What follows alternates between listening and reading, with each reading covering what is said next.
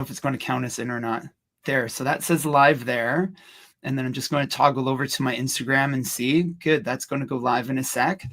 Lisa Green, it's so good to see you. How good is it? Good to see you. Good to see you. So your colleague, your friend, your author, could you take a moment to introduce yourself and just say hi to people who perhaps aren't familiar with your work? Yeah, for sure. I'm Lisa Green, and I work and live in Victoria, BC, Canada, the land of the Lekwungen-speaking people here in Canada. And I work at Oak Bay High School, and I work beside you at Oak Bay High, which is nice, for quite a few years, and had a chance to kind of watch you flourish with the career you've gone into with professional development and teaching and education. And I kind of saw something that it's always something I've always thought about doing. So watching a colleague go into the field, I kind of said, like, okay, it's possible. This is another angle you can go into doing this. And I have a writing background, and I have an educational background. I did my master's. It was an interdisciplinary master's in work organization and leadership with education as well. And combining all of that came together. And I wrote a brand new book that's going to be coming out. Should I say what date now? Do it. Let people know. Absolutely. So I wrote this book that's coming out. It's called Outsmarted. It's a mouthful, the changing face of learning in the era of smartphones and technology. Obviously, I wrote this book because I feel there's a need for teachers at the moment, and that no one seemed to be filling, for just that how to deal with what we're seeing a little bit with the difference in student learning. And I thought, if no one's doing it, why not do it myself and see where it goes? So all that work got put into it, and there it is, which is kind of crazy to see. Here we are. Totally. Well, okay, so let's go back just a little bit. We are neighbor teachers. So I've had the good fortune of being a neighbor to you for the last 8 years. I knew of you as an educator before we both came to the same high school at the same time. And quite literally, I get to hear your teaching. I get to see your teaching as I walk by. I've always been a huge fan, Lisa, as we know, like, we plan together, we talk together, we have coffees together. So, firsthand, just massive thank you for writing this book. It's relevant, it's necessary, proud of you, but really excited for people to know you like I know you, like to be able to have a look into your classroom. I think that's a nice feature here, is that you're a practicing teacher who has seen a problem statement in education, something that you and I both talked about on many occasions. Can you shed light a little bit more on why this book and why now? You kind of were scratching at it there, but I suppose also just the recent discourse around the teenage brain and smartphones. And as we know, organizations and school districts and governments banning cell phones in many spaces around the world.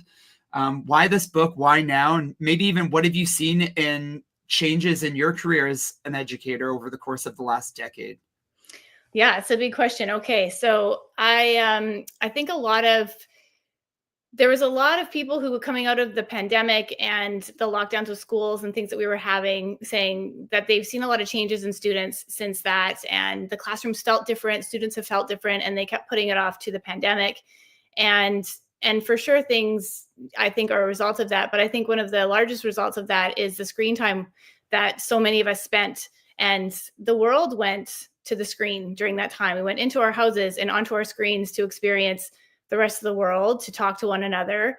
And that just created more time on these screens. It shifted the world at such a rapid pace. And for our youth today, that shift we saw happening. And then it was like light speed. And I think coming out of that and back into the classrooms, we've seen the repercussions of that with students. And for me, the students who were born around 2008 are the ones who are seeing in our classrooms right now in grade 10, around that age. And they were born at the time of the smartphone. And they're a generation now who's inherited phones when parents have bought new phones. I think that's really how these phones have kind of gone down the line. And so we've seen these smartphones now in the hands of all of our students. And that the learning is different. The classroom feels different. Their focus levels are different in the classroom. Their memorization is different. Their ability to just kind of handle workloads and due dates, I feel, is different. And I think there's a lot of teachers out there and people who are like, oh, I'm sure we're always dealing with this. But I really felt, and I think talking with my colleagues as well, we were all feeling like this is actually different. And having those conversations, smartphone bans came in, which is a great, band-aid solution, I like to say, because they're one of those solutions that it's like, we see an issue, everybody's seeing it. We've got books coming out now. Jonathan Haidt's The Anxious Generation, pointing at a lot of the like issues that are going on with the students and mental health and a lot of other things we're seeing. But the things that I'm seeing in my classroom, I'm still not knowing how to deal with. The way they learn now is a bit different. I have to be a bit quicker with my lessons. I've got to tighten things up. And all of these little things I started implementing and going, I'm struggling. I think my teacher colleagues are struggling. And I don't know really like the answer to this. So I started doing some deeper dives into, well, how do we address this focus when they're losing focus? How do we address some memory issues that are going on? And how are we addressing the bigger issues that we're kind of seeing? And it's like coming up with practical solutions for this a little bit that started working, and then saying, hey, have you tried this? And from that, saying maybe there needs to be a larger book about this. Yeah. Yeah. And, in hearing you share that, Lisa, I have a 15-year-old, you know him well. He goes to our school. And so I'm listening as both a teacher and a colleague and a parent as well. And knowing both sides of that, it's a challenge. It's a struggle as a teacher to keep their focus, as in students. And it's even a challenge as a father. And how do you parent and teach in the era of a smartphone, when really I do feel like we're competing for their time. We're competing for their focus. I feel like anytime there's like a lull in a lesson, some slowness where traditionally it'd be time to reflect or time for students to turn and talk and socialize, I feel like anytime there's that little bit of a lull or relaxation in a lesson, there's this inclination for them to grab their phone. And then it's a little bit of the Wild West in terms of how teachers are approaching this situation and this challenge. I think I see some teachers have like cell phone caddies, and some teachers are okay with cell phones and kids can do whatever they want. And some teachers are very strict, and students end up, leaving to go to the restroom to go use their phone because they literally can't handle 60 minutes without looking at their phone. And so I think, as a parent and a teacher, I feel there's tension. And then I also see that, gosh, the students must feel tense in all of this because it's such a revolving door of how cell phones are embraced in classrooms. So can you tell me what it looks like in your classroom? Like if I was, looking through your window, what would I see cell phone use look like in your space?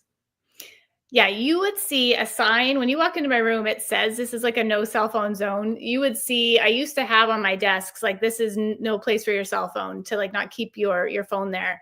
And now that the schools have kind of had these bans, students were better about putting them in their bags when they came in. And I would like to say you would see a room with 0 cell phones. It's a perfect room. And that's not the case. You're still going to see students who are pulling out their phone from their bag, checking things. Oh, I'm just checking this real quick, or like, I'm just using this real quick to check on this homework piece, or whatever it is. Like, you still will see this happening. And I think, and I have a cell phone caddy, and if it's a real problem, then I'm going to take the cell phone, or I'm going to like let them know. I'd like it to be their responsibility for it, because the thing is, you just kind of said it, the students are either going to the bathroom, they're checking it, but it becomes a real frustrating piece for teachers to be policing this. Like, it's just that extra little addition that's been added onto our jobs. And that piece is really frustrating. It's really tiring to be the monitors of this. And as much as schools have come out with bans, how they're dealing with it, it's still on a lot of individual classroom teachers to be the ones doing the monitoring. And then you feel like that's one of my jobs now, is to do this. I would love to be able to have some accountability with the students on how they handle this tool, because they're going to walk out of our classrooms. They're going to walk into their life, their jobs, their next steps with university, and have some responsibility with that phone. And I think we need to be teaching them a little bit about how to handle that piece. I think there's a lot of adults who need some of those lessons as well. And so I think that it's something that, like, I wish you could say, you'd look in my room and you'd see this perfect classroom with students sitting in desks paying attention. And you're just not going to see it. You're going to see the same frustrations that all teachers are having. But I've found little ways to kind of, I hope, focus their attention more on me and less on that phone. Because as you said, this is the attention economy. This is what it's about. These companies, this is what we're competing with as teachers as well, is their attention. And all they want to do is put it on that little device in their pocket. And I'll tell you, I have a wife and she's a teacher, and she said to me, "Have you noticed this interesting trend with students getting little mini flip mirrors?" And I said, "Actually, maybe I've seen it." And she goes, "If pay attention, because they have fully banned phones, so they're a lot more strict than we are." And she's noticing a lot of students who got those like compact mirrors, and they're bringing those out to look at themselves because they don't have their phone. And I Wow. just think that's Wow. and I wonder how many people out there, Yeah. and teachers out there are seeing something similar. Is it Yeah. about the fact they have to look at themselves, or is it this piece that they're used to doing it, right? So they've been so trained. It's a part of Yeah. them. Yeah. Writing a book is no easy feat, Lisa. I know firsthand it's a huge accomplishment. Congratulations. And we've had the good fortune of each working with the same editor and designer. And It was your amazing. book is gorgeous. It is lovely. When these are like author copies, pre-sale copies, and these are the only two in the world. You have one and I have one. I feel so lucky. And yes, our editor's amazing. And you and I were connected throughout the editing process, and you were engaged in learning. You were continuing to go further in the research and expand on the manuscript that you had submitted. Can you tell us some of what you learned throughout writing the book and what you learned in the editing process, specifically from the research angle? Because I think as an educator that matters, but also as a parent, I'm like, it's so different now than it was 5 years ago, let alone 15 years ago. So what did you learn from some of the research? Yeah, the research was, I mean, gosh, the research that happened with this, it is so self-reflective. So many things that I read changed the way I use my technology, because I'm reading it, I'm seeing, okay, the phones are taking our focus via this attention economy that's going on out there, this like constant grab for this. So those, infinite scrolls that are happening that companies are putting on there. And I find myself doing the infinite scroll, and I recognize it. So I'm, trying to put that away. I mean, I know I need to be better even with my social media presence for those who follow me on Instagram, but I'm very deliberate because of the research that I've done when and what I put out there, because this content creation that's going on, this is a world that's creating content. Content is this word now, part of our culture, and we all understand what it means. But what is that content that's being put out there? And I will now be someone who's also putting that content out there. And I feel a massive responsibility for that based on the research that I've read, because this content is reaching teenagers, it's reaching humanity, and it's having an impact.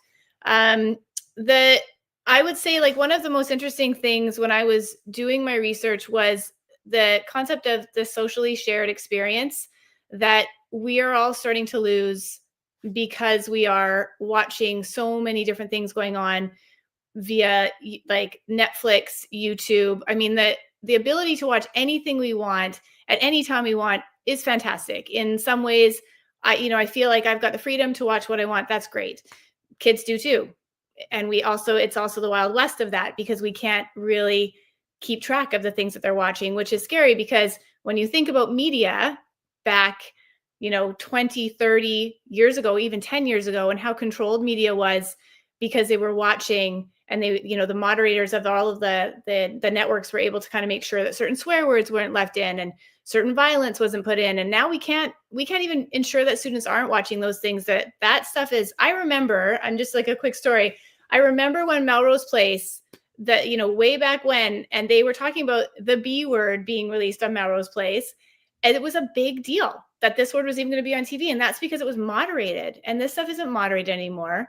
And so we can't see what our kids are watching. And it's everything. And then this socially shared experience piece is impacting our students, and it's impacting our classrooms. And so when I started reading about this, I could see it, because as a teacher, and I'm sure there's other teachers out there who've had this similar experience, I will go to say, oh, it's just like this. It's just like, I'm going to use a fairy tale as an example. It's like Goldilocks and the Three Bears. And I'll honestly have a lot of students who don't know that story. And I'm pretty surprised, because it was part of like just cultural narrative. Like, we all kind of grew up knowing that story. We watched cartoons with it or whatever. And so that's just like one example. But students today, because they're watching so many different things, and so are parents, we're no longer watching the same things. So it's hard for teachers to say like, oh, I'm going to relate to this and my class will be able to understand it through this lens. And that has changed the classroom, which is so difficult. And so I think and then we also, at the same time, technology hit and we're told to go online and we're told to find our content online more and more. So that it's been the death of the textbook. And with the death of the textbook, we're not all teaching the same thing anymore. We're teaching so many different things. So we don't even have this socially shared content anymore that we're doing in schools, which is great on one end. And then on the other, it's this piece of, how do we handle that as society? Because I think we're seeing the results of it. But this is a conversation that hasn't been going on in schools. I know teachers are feeling it. And I think that there are ways to like kind of combat this. I think that some teachers always feel, I'm going to talk a little bit longer here, Trev, if that's okay. All good. I love this. Go, go, go. I think that because we have tech and it moves so fast too, teachers always feel like we have to go on to the next thing and find that next really fantastic thing. And we're going to read this, we'll watch this. But I think there's something to be said for slowing it down and for doing the things that we are good at and we're used to. And I'm going to use one of my good friends, one of my best friends, she teaches grade 8. And for years, she taught The Outsider. I mean, it's just one of those classic novels. And, then it becomes, do I teach it again? Do I not teach it again? She's very good at teaching that novel. She's an expert at it. She's been teaching it year after year after year. And sure, it's an old novel. Maybe it's time for her to move on from that. But then she'll have students who will say, oh, Miss S, are you teaching The Outsider to like this year's grade 8s? Because like, I love that book. And now I get a chance to maybe talk to my brother or my sister about it. Or they're saying, they go home and they say, I'm reading this book and my older brother read it and now we've got something to talk about. And I think there's something to be said for that in education now, that we need to find those core pieces. And Shakespeare is one of those pieces as well. And there's a lot of talk whether Shakespeare should be in the English classroom anymore. And I'm kind of going more on the side of that is a universal, socially shared theme, core values. And we can teach Romeo and Juliet these days from like a more modern lens. But the idea and the core values that Romeo and Juliet give might be one of the only socially shared experiences that educators around the world still have together. So I think that conversation needs to be a bit bigger because I don't think we know the full repercussions of this yet. I think we're seeing it a little bit. And again, I know that teachers are definitely feeling it. So that's just like one example of something that I didn't really think about until I started reading it and seeing it. And then I was saying, yeah, I'm also feeling this in the room.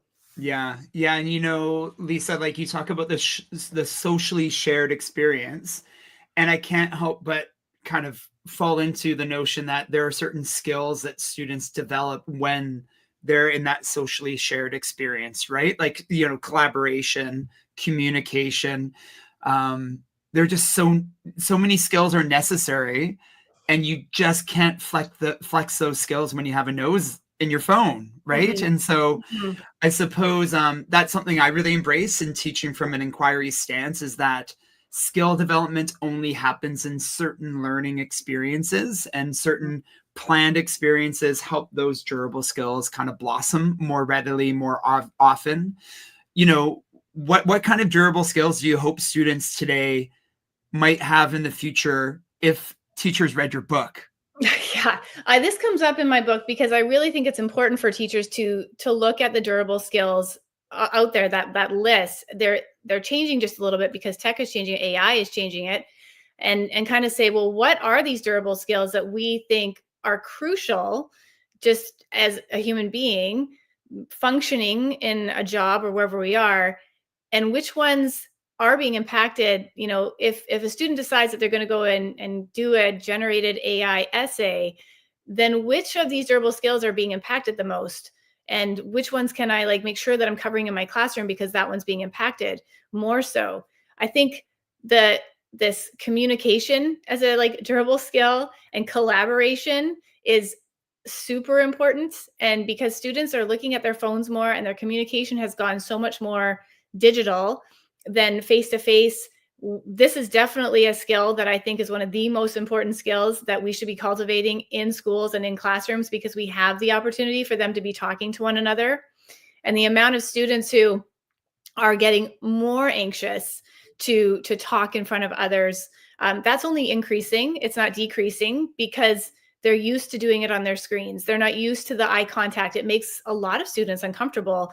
And that's really not great. I think if we can be doing more of that, pushing the collaboration piece with students to be talking to one another, having those discussions, having more of a, when they show their learning, as opposed to showing their learning in a written form, doing it in a verbal form with one another. I think that's going to become really important, because we're going to rely more on that as the future goes more AI written.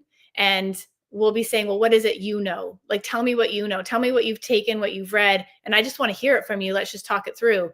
I think that these are the skill sets that we need to be cultivating a bit more in the classroom, because we're seeing AI kind of come into those places.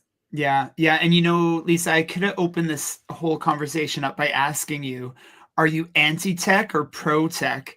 But I think slowly it's starting to surface and people are seeing this book isn't an anti-tech book Not at at all. all. Could you tell us a little bit of your stance? And also, just start with that. What is your stance on smartphones and tech use in your classroom? Yeah, I mean, I'm definitely not anti-tech at all. I love technology, and I think we can't be anti-tech. If you have to be a part of technology as the world's going. And I'd love to say like, oh, oh yeah, let's be us, and computers, no, but like that's the future. And if I'm not preparing students to use it, what am I preparing them for? But not just use it, like live in a world with it. And so I am not anti-tech at all. This book isn't anti-tech. It's saying, here is tech. How do we work with it? And in my classrooms, my students are learning how to use those tech tools. I in my Spanish class, for example, they're learning how to do Canva. They're learning how to do these tools that are on there, and online tools, how to like monitor and use best a translator that exists out there, at ChatGPT, these tools, these generative AI tools that exist out there. I have like said to students who are studying for something, have you thought about putting a question into ChatGPT and asking you to say, like, can you give me more concepts to practice for this test? Or I've seen students come in, we have a focus block at our school that's they can come in and study for anything. And I've watched students really struggling as they've tried to prep for a certain type of test. And I've said, have you asked ChatGPT to like, teach you that concept, like break that concept down for you? And they're like, no, I never thought about doing that. And then I think like, I hope I'm not, and I tell them like, I'm not showing you a cheating technique. Here's another technique, another way that something can show you, here's how you break it down. Great. Do you understand that concept? Okay, now can you create a question for me that was similar to that one and see if I can do that myself? And then great, can we do 10 questions like that? And so I think we have this tool out there. It's an amazing learning tool.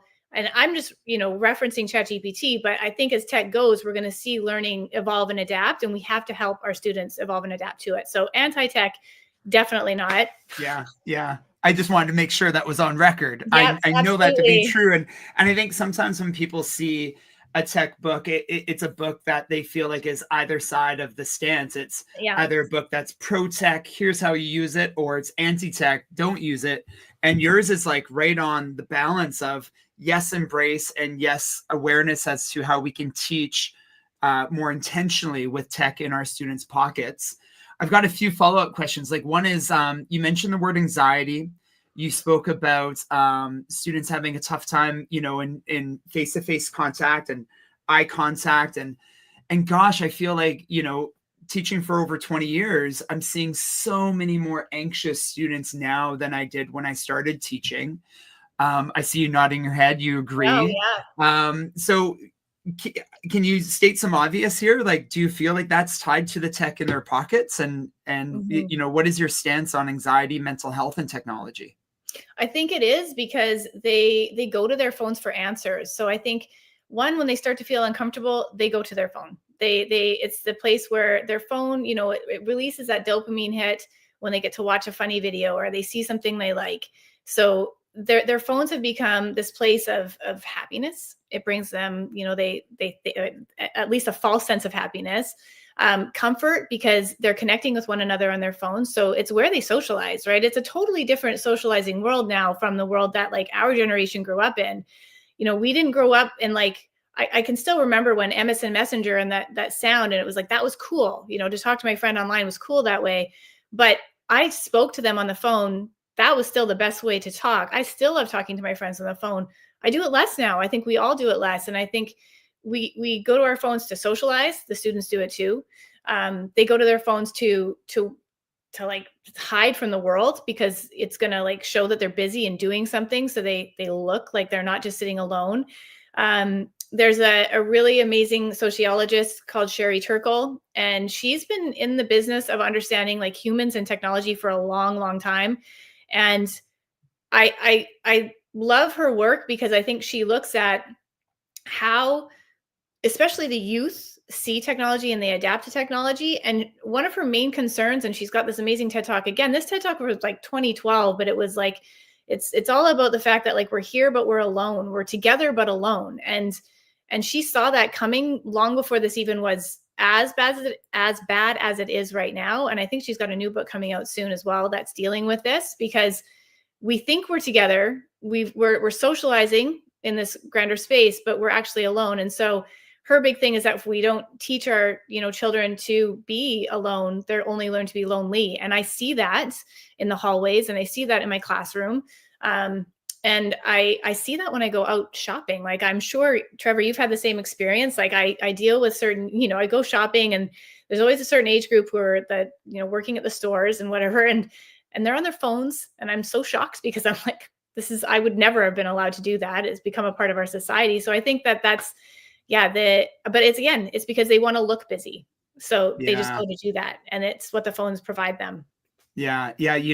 Both of my sons, Ewan and Gregor. Ewan's 15, Gregor's 12. And I remember quite clearly when they were, young, when we would go to our local coffee shop, I would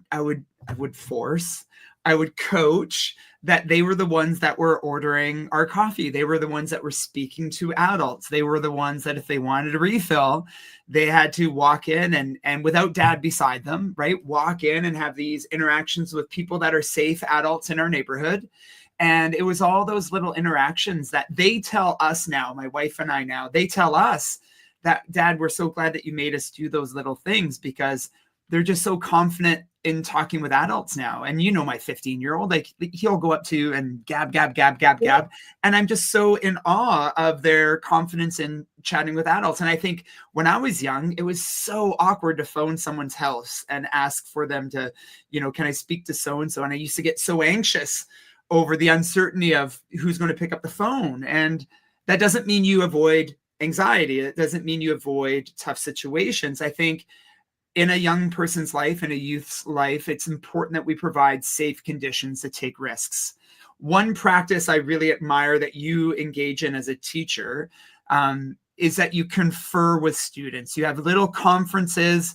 I see you do it all the time. I do something similar right next door. Sometimes we're both in the hall and we look over each other, and I know what you're doing over there. I want you to speak to conferencing specifically, and it's more than just a single conversation. There's a process that you're nurturing across a span of time.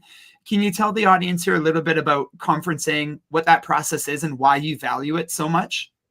Yeah, absolutely. So Trev, I saw you, you were doing interviews, and I was like, I really want to have more chats with my students. And I was always kind of having little ones, but I think that really stemmed a lot from the pandemic, because when that happened and we were told as educators during that time to really start considering a lot more with our assessment of students, mental health that's going on with them, family issues that could be happening because of it. Parents might have lost jobs, and maybe they have, computers at home, they can do work, and maybe they don't. We were asked as educators during that time to really consider a lot more and be a lot more empathetic for our assessment. And part of that for me was to have conferences with students, to talk with them, to say, well, what's going on for you? Like, what is happening? What is it I don't know? What can you share along this learning journey? And from that, this portfolio and conferencing that I do with students has just really evolved and grown. And even more so now, because now that we're out of we're not, we still see some repercussions from this, but we're out of the main stuff from the pandemic in the education world. And I saw a lot of slipbacks into classic assessment practices, and we just kind of like, all of a sudden, a lot of us were forgetting to think about those things like mental health and what's going on at home. And none of those things changed. All of that existed before. And it was a breath of fresh air as an educator to be told that I could consider that with my assessment of students. And so I haven't stopped considering that now. In my classroom, my year will always start with students. And this actually does relate a lot to AI and tech, because I think the number one thing we can do as educators, as we know, is relationship building. And so when we start those relationships and we can talk to students one-on-one, we can actually have better access to them with their tech use. Like, those conversations start to happen. So in my classroom, my assessment and grading practice is really different, I think, from a lot of others, in that the year starts and they do a portfolio. They start with like an about me. I have conferences with them right at the start of the year about those. After I read some of them, I pull them out of the room. We're chatting a little bit about things they wrote about themselves. I'll ask them, like, what's this semester look like for you? Just so I get a gauge on how busy they are. I ask them, what's life like for you outside of school? And it's a pretty open question. And I've gotten a lot of interesting answers from that. And then I get some insights into them right away, things that I probably would have learned as an educator 3 months into the semester, usually, just when I'm about to lose them.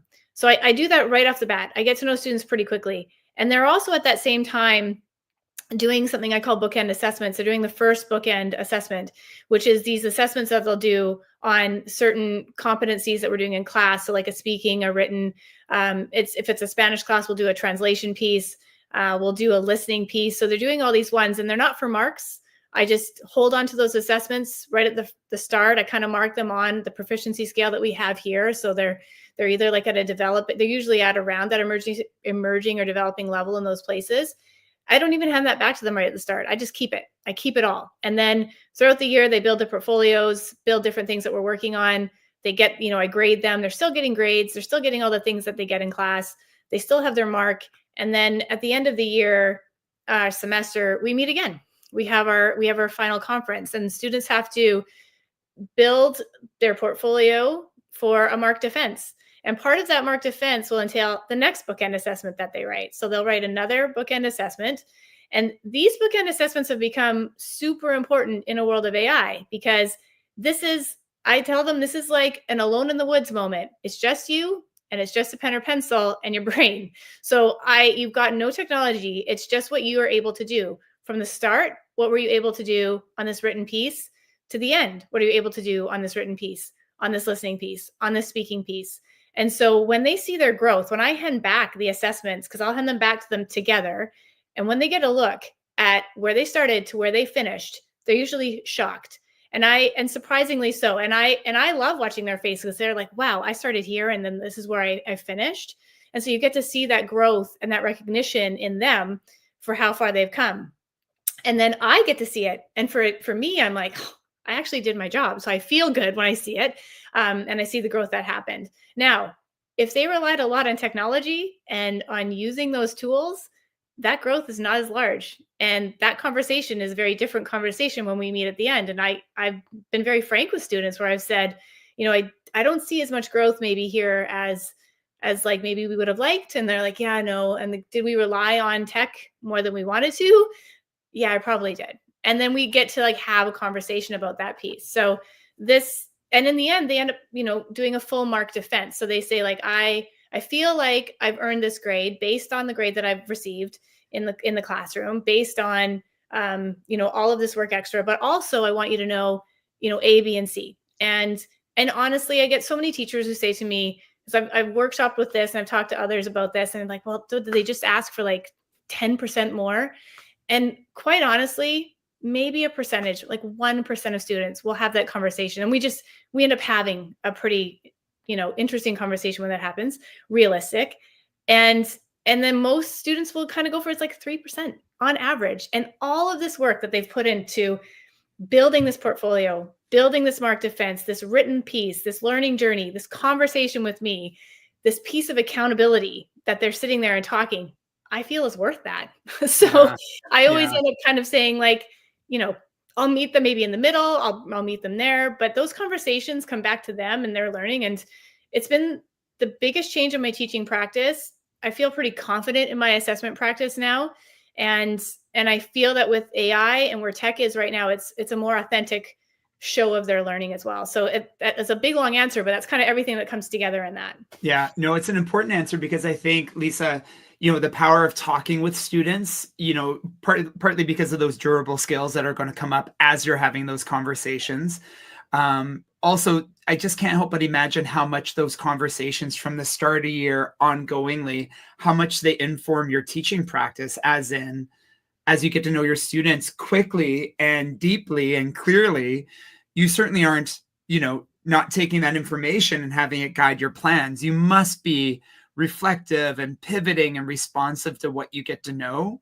So it's shifted your assessment practice. It must have shifted your teaching practice significantly, has it? Hugely. I might definitely. I mean, when I can talk to students about what's going on in their lives, now when I kind of see a student has said to me, "Oh yeah, I work a lot outside of school," for example. And I'm like, okay, well, what does that look like? Well, I work, about 5 days a week. And then I'm like, oh, okay. So, that's usually a tell of something else. There's something else going on. Maybe they're required to work that much. And then they kind of do start talking whether or not, I've got a single parent at home and I'm actually like, I'm really needed more at home. I have a younger sibling and I look after them as well. All of a sudden, this student, this pupil in my class becomes this person, which they are to all of us, right? But it's very quick that I see them as like, oh, you have a lot of issues, you've got stresses you're dealing with, school may not even be the most important thing for you. And so I understand that. Spanish is certainly not on your radar right now. English is not something I think that you're really stressed about. So what do you need from me in my classroom? You need a safe space. And so now I know that like this student really requires more of just like an understanding and empathy from me, that learning piece, that like, here's the knowledge I want to impart on you, is kind of secondary to me just being a space for them to be a comfortable place to be. And that's probably 80% of my students, to be honest, when we start getting it. So it's changed that teaching practice because I feel less stress as an educator that it's all about the content, right? It's less about the content, and the content actually gets delivered better now that I know them better to deliver it to them, because they end up coming to me for either more guidance or like, I'm really sorry I missed this, like that conversation piece. Now they're like, remember I told you that I've got these extra practices and like this is happening, or whatever it happens to be, because we have a dialogue now. That's changed my practice. Yeah. Yeah. And, I think about like that whole conferencing piece across the year, but just having conversations with students, it helps them feel more confident and competent, but it's not diluting the content. Like it's like you teach Spanish, like you've got to know stuff to be able to speak the language. So clearly students are hitting the objectives in terms of language acquisition. And at the same time, they're flexing these durable skills and becoming more confident and competent to have a voice in their learning. So it's not an either or. It's not like you do that rich work and students don't learn the language. And it's not like you learn the language and you don't become a little bit more competent with the skills. It is both and more, wouldn't you say?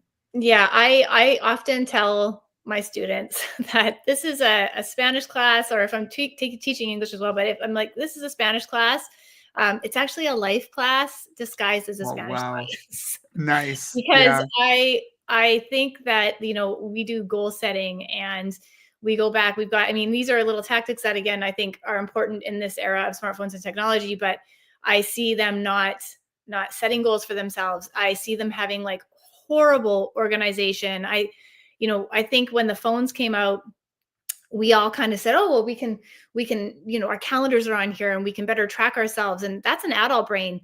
And the teenage brain, as soon as they put something on their phone and they go to look, it's gone. Like they're going to go look at whatever else, they get distracted by it.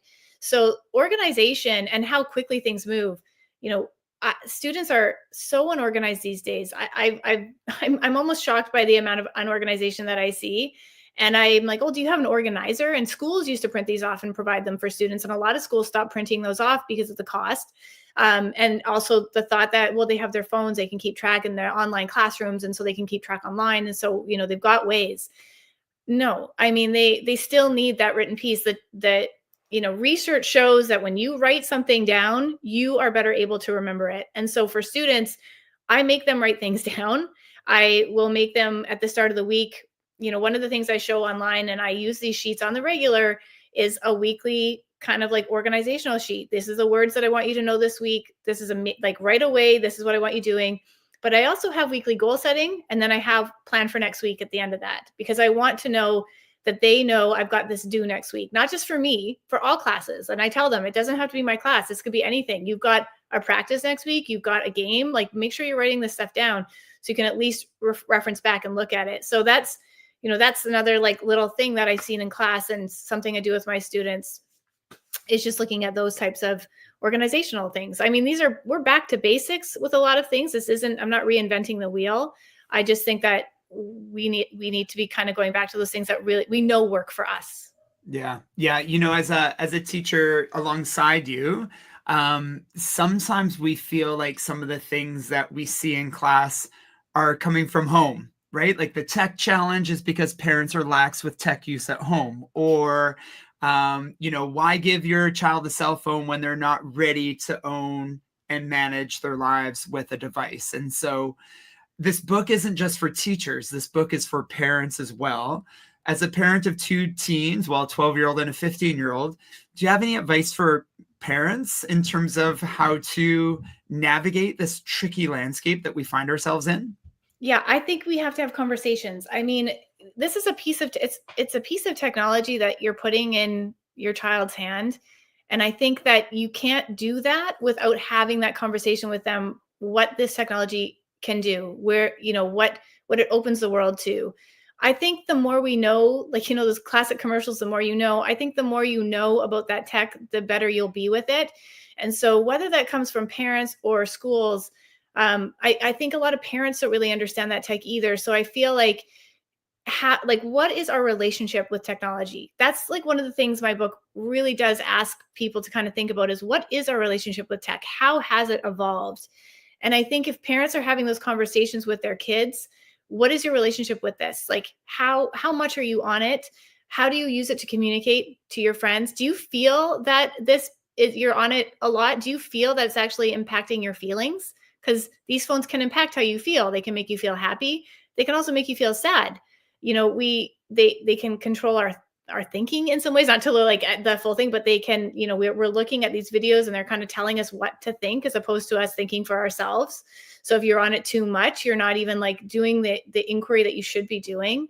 I think that, like, as long as we're having those conversations, when we give them the phones and we say, look, we're gonna talk about this, and even to the point of kind of saying, like, just phone check-ins, like, how are you doing with your phone use right now? It's not crazy to think that, because we are walking around with these phones. There's more people in society with phones than I can ensure that someone's got their phone, more than I can ensure they're wearing, and I kind of make this joke, I can ensure they're wearing underwear. Like, I can ensure they have their phone.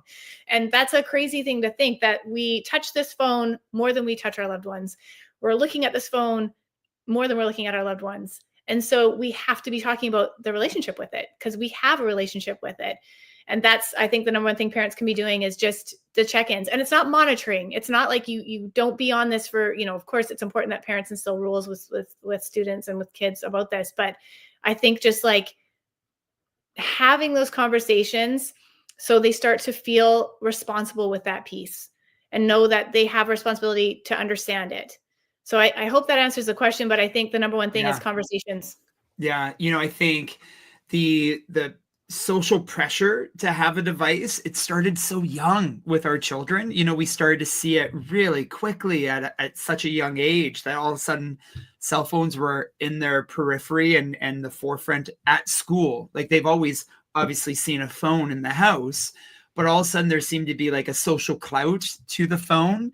And then, because we're holding off as parents and not getting our children phones, there was this feeling of being on the outs, like this feeling of, they were going to miss out. And then we were catching ourselves that maybe that was our anxiety and it wasn't actually something that they were feeling at all. Like, maybe we didn't want them to feel on the outs. And so my wife and I were catching our own anxieties throughout our parenting decisions with regards to tech. And we're certainly grateful we waited. There was no harm in waiting at all. Our children were not socially ostracized or on the outs. And we still have some really clear rules about, app use and tech use. And, docking your phone, and our 12-year-old doesn't have a phone yet. We're waiting until he gets into high school to do so. And there's no rush. There's no rush at all. Partly because, Lisa, I've seen high school students, who they're just, I have a tough time holding their attention. And one value I deeply have in inquiry teacher is curiosity and relevance, and showing students the importance of what we're learning about. And gosh, if I'm feeling like this is, creating tension and conflict in class, I'm sure educators around the world are feeling the same way. Yeah, I want to jump in there, Trev, because yesterday Please. I covered a class for a colleague just for like a few minutes while they were kind of like getting there from a meeting they had. And it was about 15 minutes, and it was like a kind of a like spur of the moment thing. So of course I didn't really have anything. I was just kind of, I'm going to sit here with you till this teacher gets here. And we're all hanging out together. And so I was lax on the like put your phones away, because like I've got nothing to teach them. I was trying to think, do I have a game or a conversation I can have with them? And it was just interesting to kind of watch all the students who went either like on a Chromebook or on their phone. And there was this one student sitting in front of me, and he didn't. I don't know if he just doesn't have one, or it's just not who he is, but he didn't go on his phone. And so instead, I'm sitting there, and I just watch him, and he's looking around the room, and then he just starts asking a question about this land back poster, and then he kind of looks at a different poster, and he's asking a question about this, and I am watching the in moment piece of a student who is not looking at a screen, right? And that inquiry that's happening right then and there, like, and I loved it because I pointed it out. I was like, I had this conversation with him. We started having a back and forth. It was like an earth sciences class, and I said, like, this is interesting. What do you think would be more powerful, a hurricane for destruction or an earthquake? And he's like, well, what are we talking about? Like a 5 hurricane, a 10 on the Richter scale for the, we started talking more about this, and then we started having this back and forth, and he and I are having this interesting back and forth. And the rest of the class is kind of on their phones looking up every now and then. And I'm thinking, like, how many students actually want to engage in this conversation? I don't know. Did they think it's silly? I'm not sure. But this student, he went there because that's where his brain went. He wanted to be busy with something else. How many students are not having those questions or having those moments because they just immediately go looking at their phone just to fill time? And again, I'm at fault because I wasn't like, oh, put your phones away and we're all gonna have to, but it wasn't my class. It was just an interesting thing to watch. Yeah. And just the space for the mind to wander, right? Just as you said, that the eyes tracked and got curious about something. And I just don't think our classrooms have that space to wander as much because the phone is so appealing. One of the most exciting, experiences I get to have with students is just going for a walk, like leaving their phones in class, and we go for a walk outside. And I'm very selective where I, kind of position myself on that walk. Who do I get to walk next to today? And who do I get to ask questions to? And gosh, when you walk side by side with students, and how telling they are, how revealing they are, how safe they feel when the phones are taken off, off the agenda, when the phones aren't even there. And so, yeah, no surprises there when you were sharing. I thought, oh, I know where this is going. Because so often, Lisa, I've seen students where you give them a soft start in a lesson. The first few minutes of a lesson, you kind of let them kind of come in and settle in, and you'll ask them some questions to get them turning and talking. I think they prefer to be on their phones than turning and talking. Oh, yeah. Even when they have choice of who they sit with, they could sit next to their best mates, and they're still choosing to go to the device. And so that creates a lot of tension in the room, both for me and then to pull them back to the learning. It's a significant challenge. So you mentioned Sherry Turkle, and I'm curious, who else do you really admire that has sparked your thinking, or you find informative, or you just think parents should be more aware of and teachers should be more aware of? Who has inspired you or helped you sharpen your understanding in this realm of teaching in today's students? One of the books that I loved, there's one book out there, it's called Irresistible. And oh my gosh, feel so bad. It's his name is escaping me, Adam. Oh, he actually gave me I'm just going to look because he actually gave me a little, Adam Alter. I was just going to say Adam Alter. Yes, Adam Alter. I feel so bad. Sorry, Adam. But his book Irresistible, which really looks at why this tech is so irresistible for all of us. And he kind of looks at like how a lot of the, the people around social media and how they they come from backgrounds even of like in Vegas for like why those machines we have our draw and what keeps us pulling the machine. And these are the people that they're hiring to put our, doing the phones. So when you hear what social media designers, where they're coming from, you start understanding those backgrounds and going, oh, that's why they know exactly how to trigger that brain. So that Irresistible book was one I highly recommend.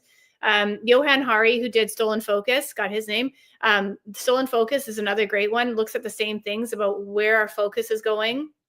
He even does like his chapter, he kind of looks at reading and how it's harder for us to even keep our eyes on the page now. And we don't read long text. That TLDR, too long didn't read, is a part of our society now because we just don't have the mental capacity to focus on that page for very long, which is crushing. I'm a huge reader. I love reading. So that piece, when I see students who are unable to even look at a half a page, and that's changed teaching, that's changing our classroom, right? We're shortening our texts so they can kind of keep their focus on it. And then there's another book I have, actually, I do have one beside me. It's Filter World by Kyle Chayka. That book looks at algorithms and how, again, it's that socially shared experience piece is kind of connected to that. But the Filter World one is looking just at like how those algorithms are really filtering our thought. Kind of like, teenagers are growing up in this world. They're trying to know what their identities are. And in a world where things are being so filtered for us and the algorithms are targeting us, how is that impacting teens is kind of where I come at that book from, because I read this and I'm like, ooh, teenagers are being impacted by this in a big way because they're forming identities in a world where they're kind of being told what their identities should be via those algorithms saying, you like this, you read this, you want this, and unable to explore who they really are. So I think those books, I think parents should be reading those books. I think teachers should be reading those books. I think all adults in society, we should be reading those books. Anything that's coming out asking us to investigate our relationship with tech, I think is our relationship with tech, not so much tech, but our relationship with it, I think is a good one. And another book I've just started is called The Extinction of Experience. And I've just started it, so I don't know the author of this, but The Extinction of Experience, and that book is looking at the same thing, how we're not experiencing things as much in the real world as we are in the online world. So that one's so far started pretty strong. Love, love, love. So I know that you do work with teachers. I know you workshop, you speak at conferences. I know you do work with parents. So if parents are interested in getting a hold of you, coming and speaking to parents about tech use and not just in the classroom, but just, how to manage this in their lives with their families. What do you hope to continue doing in this work with regards to supporting these conversations? Yeah, supporting is a good word for this. I hope to start these conversations. I mean, that's kind of when I get a chance to go do some professional development with schools or with teachers, I just say, I really hope this has started a conversation with your colleagues, with your administration, to say, like, we need more supports. We need to be talking about this to like adapt and change how we're teaching the students today so we can have some techniques. And I think, again, with parents like that, I haven't really had any talks with parents, but I would love to. And that, again, that relationship piece with tech. And I think parents are hungry for this, because I think it's everyone out there who has a youth in their life who's kind of, and themselves, again, like we talk so much about tech and kids and tech and youth and all the issues. And the truth is, we all are having issues with tech. Like, we all have these issues, and our tech is affecting us all, our relationships with one another. And so I think, looking at it, I think it's not just about looking at kids and saying, this is an issue for you. This is an issue for all of us. And I myself need to work on it. And if kids know that we're also working on this because we also see it, like, I'd love to work with administrators, teachers, parents on that piece. If people want to get a hold of me for this, I don't know where this is going to go, Trevor. Like, I see you working with others all the time out there. And I have this piece where, like, I love my classroom, and I'm excited to go work with others because I want to start this conversation. And I have my website, which is heretolearn.ca. I try to, like, maintain that and put up resources when I can. I have a way to contact me on there to work with you. Anybody out there who wants to have me in, I'm excited to do so. I get pretty passionate about this. Yeah, so yeah. Working with educators is something that I think is the next step I want to be taking, is doing more of it. I've had those chances to be doing that here on the island, and I've been grateful for it. And then through Instagram, which is, Lisa Green Here to Learn, is that And here to learn is it's my passion. I think we're all here to learn from one another. And so it's right now I'm looking at tech and AI and doing that. But I think, I'm always learning what's the next thing we should be doing. Yeah, I know this won't be your only book. I can't wait to hear what you have in mind.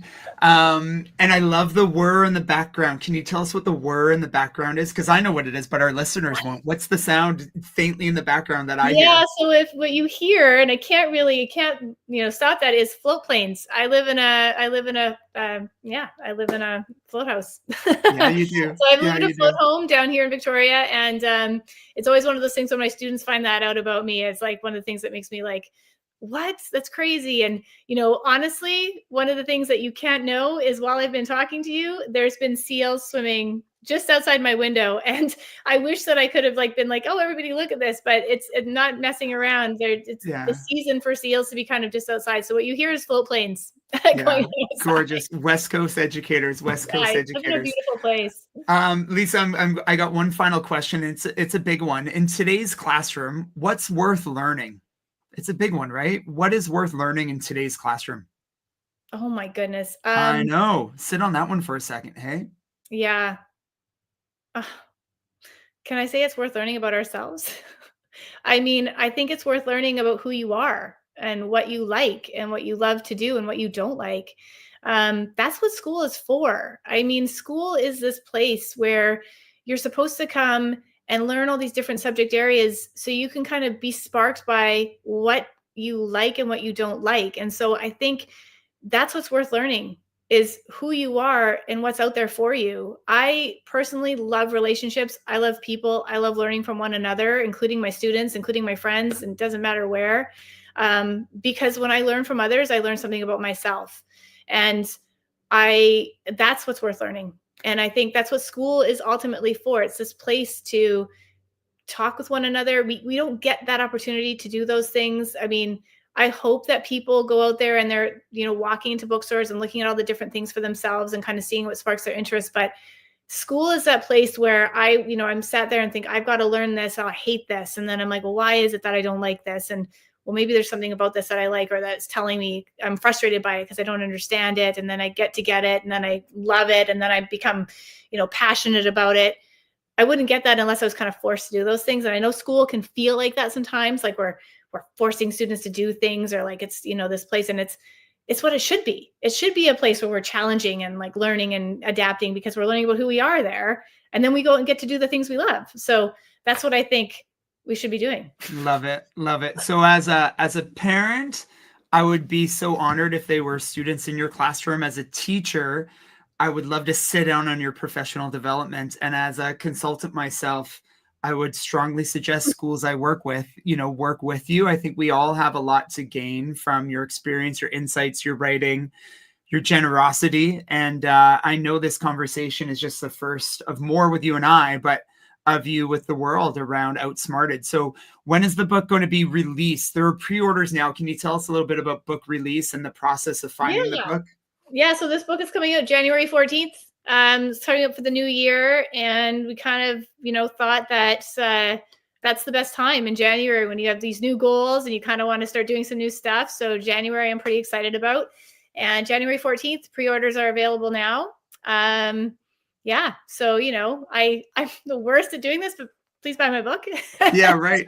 Well, and you can let other people do it. Friends, find her book, buy her book. You can let other people do it for you. I wish I was better at self-promotion. It's definitely something I need to work on. I do really believe in these ideas though. So I hope people do go out there and start having these conversations on this larger scale of education, because I think teachers, as a teacher myself, I know we need some help out there. We just need some and when the bigger help is that time piece to work with this and to adjust to this learning landscape that we're in, because it's just going to keep adapting and growing. Yeah. And, I travel so often and I find, educators who have voices that need to be heard. It's such an honor to be able to lift them up. And there is a colleague right next door to me all this time who had another book in them. And this is the book. Lisa, I'm so proud of you. Congratulations to you and Nat, because I know it's not a solo effort. My wife in my corner writing my books. And so Big time. Really happy for you both. And when I got home from my recent trip, this was waiting for me, and I just tore open the envelope, and it's magnificent, you know. So really happy for you, and can't wait to see it get out into schools and teachers' hands around the world. And yeah, thank you for your time. Anything else you Oh, want to thank say or you. share? Yeah, I'm so grateful. You're the one that kind of said to me one day, I won't forget, we were like hosting, or at the grade 12 grad event a few years ago, and it was their Christmas formal. I think it was maybe like 2 years ago, and I was mentioning this to you, and you just said, you know what? So many people come to me and start talking about ideas, and like, just go write it.